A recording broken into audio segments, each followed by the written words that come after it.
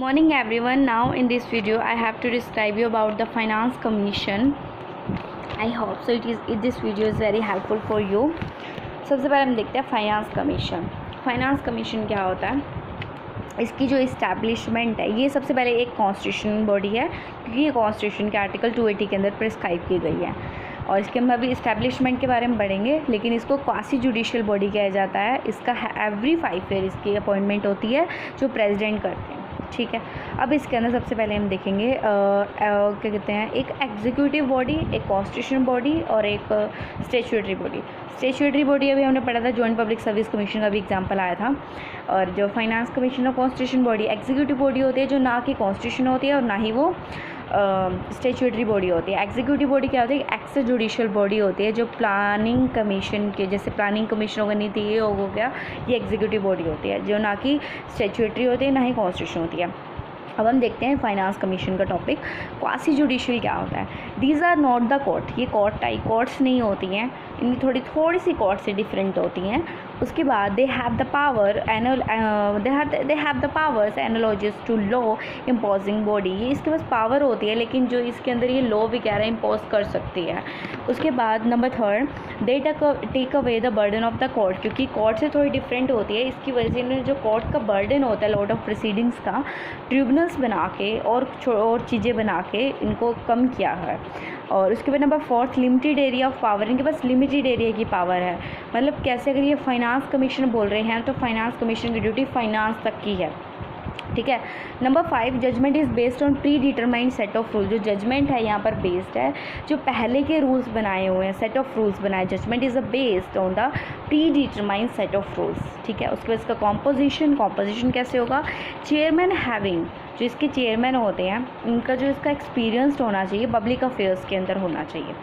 उसके बाद जो इसके मेंबर्स होते हैं 4 मेंबर्स के अंदर डिवाइडेड है. नंबर 1, अ जज ऑफ अ हाई कोर्ट और 1 qualified to be appointed as a 1, जो हाई कोर्ट के जज होंगे, जो उनका क्वालिफिकेशन है, उनको कैसे अपॉइंट करना है, उनके क्वालिफिकेशन का मेंबर जो होगा वो फाइनेंस कमीशन का मेंबर बन सकता है. उसके बाद who as a specialise knowledge of finance and account of government, it is a very specific that, जिसके पास फाइनेंस की और गवर्नमेंट अकाउंट ऑफ गवर्नमेंट की नॉलेज होगी, स्पेशलाइज नॉलेज होगी, वो फाइनेंस कमीशन का मेंबर बन सकता है.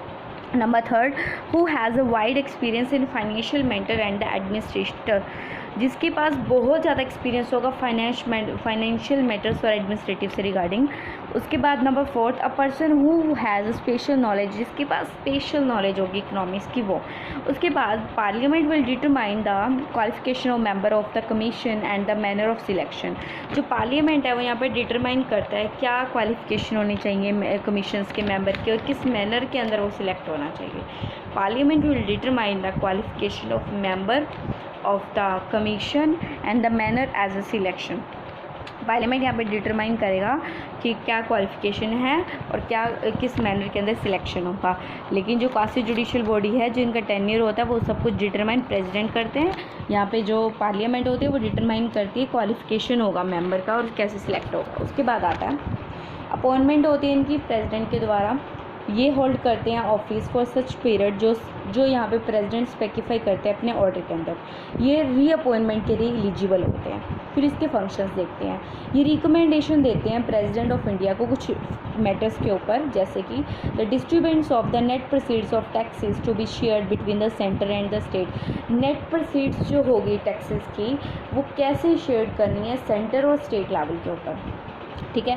14 फाइनेंस कमीशन ने बोला गया था कि जो सेंटर के पास पैसा आएगा उसमें से 42% सभी स्टेट्स में बांटा जाएगा.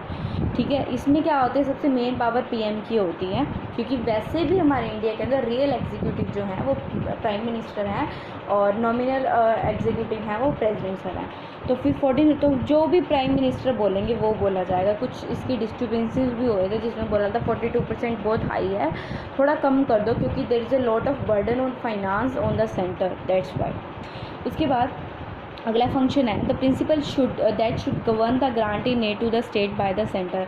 जो प्रिंसिपल्स दिए जाएंगे वो गवर्न करेंगे ग्रांट इन एड मतलब कैसे उनको एडवाइस देंगे स्टेट्स को सेंटर के द्वारा, वो प्रिंसिपल वो अगर फाइनेंस के रिगार्डिंग फाइनेंस कमीशन जो होता है वो सेंटर को बताता है, फिर सेंटर जो है वो स्टेट को आगे रिकमेंड करती है। उसके बाद जो measures needed to augment the consolidated fund of state to supplement the resources of the panchayat, जो लोकल सेल्फ गवर्नमेंट बॉडीज़ होती हैं उनका जो सारा फाइनेंशियल होगा, जो उनको सैलरीज वगैरह दी जाएंगी कंसोलिडेटेड फंड ऑफ स्टेट में से दी जाएगी। लोकल सेल्फ अथॉरिटी जैसे पंचायत म्यूनिसिपैलिटी जो ये सब कुछ रिकमेंड किया गया है ये, लेकिन जो ये रिकमेंडेशन होगी वो फाइनेंस सेंटर का finance ministry state finance commission देगा।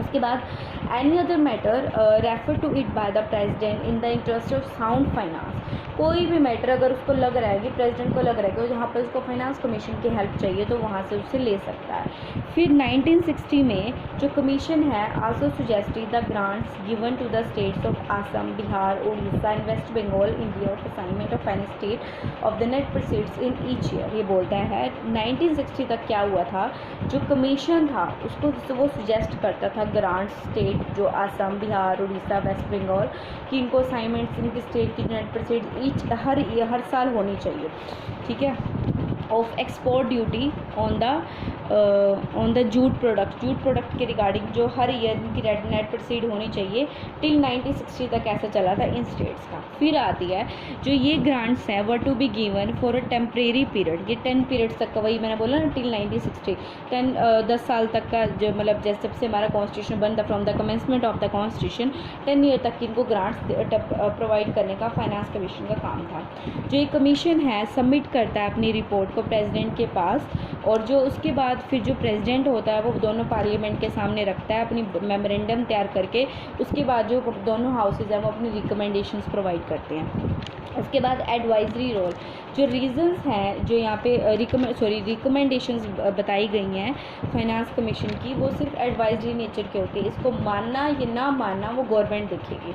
उसके बाद as rightly observe by the doctor PV. Rajkumar chairman of the 4th finance commission, उन्होंने ऑब्जर्व किया था डॉक्टर पी.वी. राजकुमार सर ने कि since the finance commission is a constitutional body expected to be quasi judicial body, जो finance commission है वो एक constitutional body है जो एक्सपेक्ट करती क्वासी जुडिशियल बॉडी, इट्स जो इसकी रिकमेंडेशंस हैं वो turn down by the government of India, वो गवर्नमेंट ऑफ इंडिया के द्वारा मतलब टर्न डाउन नहीं करनी चाहिए unless they are very compelling reason, जब तक कि कोई अच्छा रीज़न ना हो। इसलिए जो वो ये बोलना चाहते थे कि जो इनकी फाइनेंस कमीशन की जो रिकमेंडेशन होती है वो बहुत हेल्पफुल होती है, बहुत इंपॉर्टेंट होती है, एकदम से गवर्नमेंट ऑफ इंडिया के थ्रू उनको टर्न डाउन नहीं करना चाहिए, कुछ कंपेलिंग रीज़न देने चाहिए। उसके बाद constitution of India and we says the, उसके बाद फिर कॉन्स्टिट्यूशन और फाइनेंस कमीशन के बारे में सुना, उन्होंने देखा कि पूरी तरह से बैलेंसिंग करना है, पूरा बैलेंस करना है फिजिकल फेडरलिज्म के अंदर। तो इसी वजह फेडरलिज्म लाया गया हमारे इंडिया के अंदर, सेंटर और स्टेट को इक्वल पावर्स दी गई थी, जिसकी वजह से यहाँ पे बहुत सारा लिबरलाइजेशन आ गया था, फाइनेंस कमीशन को बहुत अच्छी अथॉरिटी मिल गई थी। फिर 15th फाइनेंस कमीशन बोलता है जो भी रिकमेंडेशन देगा 2020 के अंदर, इसके जो चेयरमैन हैं नंद किशोर सिंह सर हैं, इन्होंने इनके बहुत सारा कुछ डिस्ट्रीब्यूट चल रहा है। 42% जो सेंट्रल है वो ये बोल रहा है जो 42% है वो क्या कहते हैं बहुत ज़्यादा है, तो उसको थोड़ा कम करो, यहाँ पे बर्डन बहुत जा रहा है सेंटर का फाइनेंस के ऊपर। और जो 15 फाइनेंस कमीशन कॉन्स्टिट्यूट किया गया था नवंबर 2017 के अंदर, ये था हमारा फाइनेंस कमीशन।